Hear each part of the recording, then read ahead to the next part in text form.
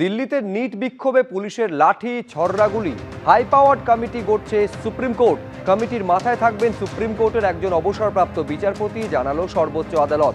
এই কমিটিতে থাকবেন একজন হাইকোর্টের অবসরপ্রাপ্ত বিচারপতি, একজন অবসরপ্রাপ্ত ডিজি, একজন অবসরপ্রাপ্ত সিবিআই ডিরেক্টর, একজন প্রাক্তন ডিজির অনুমতি নেওয়া হয়েছে। কমিটি গঠন হওয়ার পর নির্দেশ জারি করবে সুপ্রিম কোর্ট, জানালো প্রধান বিচারপতির বেঞ্চ।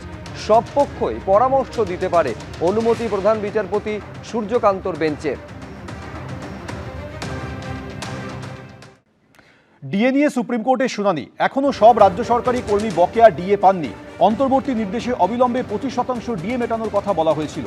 তারপরেও এখনো সব রাজ্য সরকারি কর্মী বকেয়া ডিএ পাননি। সুপ্রিম কোর্টে ডিএ মামলার শুনানিতে সওয়াল আইনজীবী বিকাশ রঞ্জন ভট্টাচার্যের। সরকারি কর্মীদের পিএফ অ্যাকাউন্টে টাকা পাঠানো হয়েছে।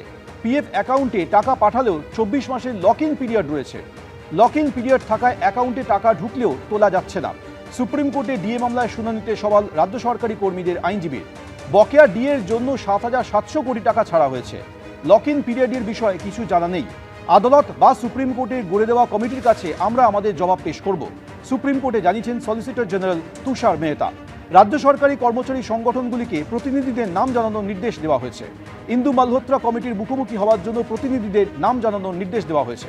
ডিএ মামলার শুনানিতে নির্দেশ সুপ্রিম কোর্টের। কাল পরবর্তী শুনানি।